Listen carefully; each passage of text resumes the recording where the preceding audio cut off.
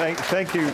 Welcome back to Reality Bites, and we're here in the bowling club here in Walcha. A great crowd here. I'm sure you've all got better things to do with your evenings than be here, but I think it shows the strength of feeling in this town, which I've picked up during the day. And great to see you all. Welcome, and we'll be talking to many of you later about your experiences. But we'll just start this session, I think, with a chat with our panel, starting with, we're very fortunate to have the Mayor of Walcha here, Eric Noakes. Eric, welcome. Just my first impression of this town is it's a great community. You can just tell walking around how well the town is looked after, the artwork, the statues. People care about this town, right? Yeah, I think you come pretty parochial about your own town, but I've been about a bit since being mayor, and I do think this is a great town. It's a great community. As I said, until you get out and see other communities, you don't realise it. But it is a great community. We're proud of our town. We're proud of our history, and we want to be proud of this town moving forward. And these renewables, the renewable craze when it moved in here, when you became at the epicentre of this huge renewable energy zone that they've designated for this area, that changed the town quite considerably, I think. I think as it moved on, it has changed the town quite considerably. When I became mayor, the first project was sort of 40 towers out over a hill. Now all of a sudden it crept into town, spread like nodding thistles do on your farm, really. But, it did, and it sort of shocked people, I think, when they woke up one morning and saw how big this project was. Cameron Gregg, you're a landowner and a farmer, and one of the leading figures in the Voice for Walcha. You've been trying to get people organised and to have your voice heard. I just think it gives an idea for people who haven't been here on the scale of this. I mean, Eric mentioned you started with 40 turbines. There's a proposal up at Winterbourne where we've been looking today. Beautiful countryside.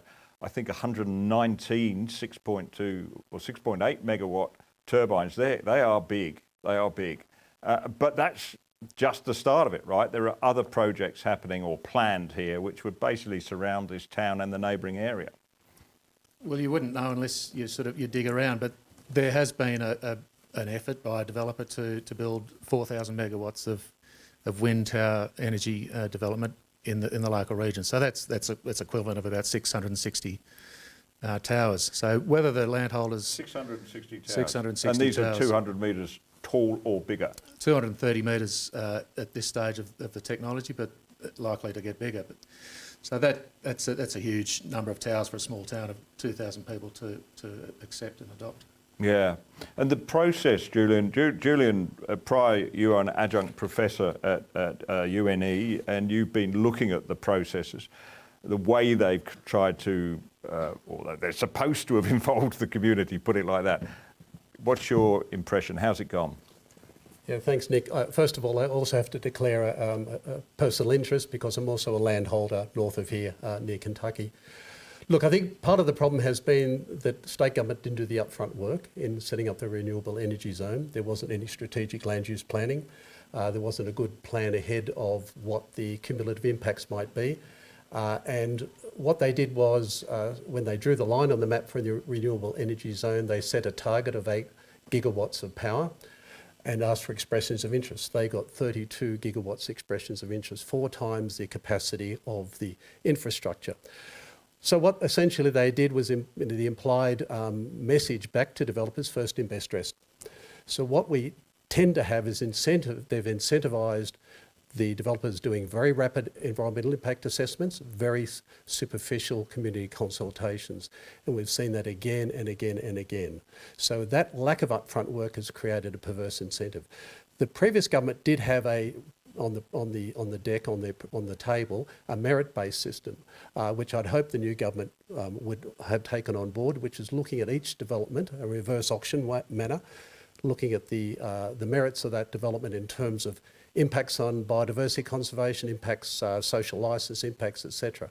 But at the moment, we've got a very ad hoc process that is using the old planning framework, the old state significant development planning framework, which is not fit for purpose You anymore. say ad hoc, there's a touch of the Wild West about it, isn't there? The way they just move in and the federal government, obviously, we know, Chris Bowen tells us he wants one of these towers to be built every 18 hours between now and 2030. They're in a hurry to get these things up. I think it seems to me that in their great rush, they're skipping proper process, skipping democracy even.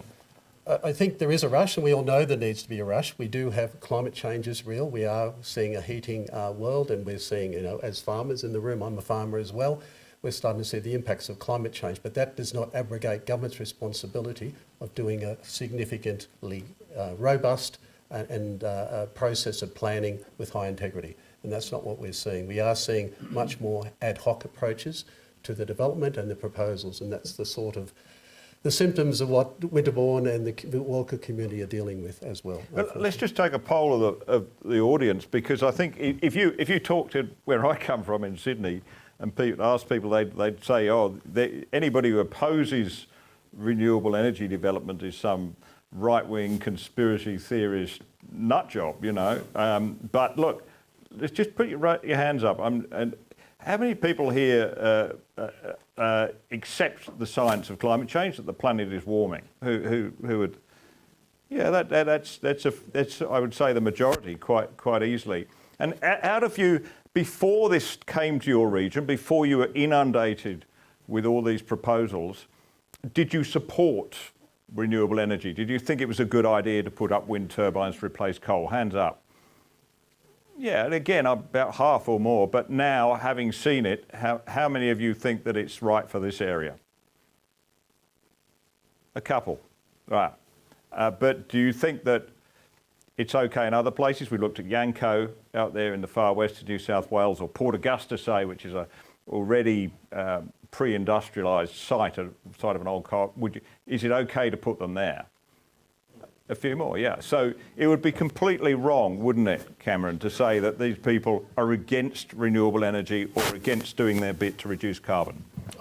You'd be surprised how many people are adopting it in their own homes or in their own businesses. There's quite a lot of adoption of that technology and those systems, but they are not talking about building mega projects in areas that are off highways against national park and wilderness areas, carting those materials through a town of 2,000 people that is asked to absorb a workforce of 400 people.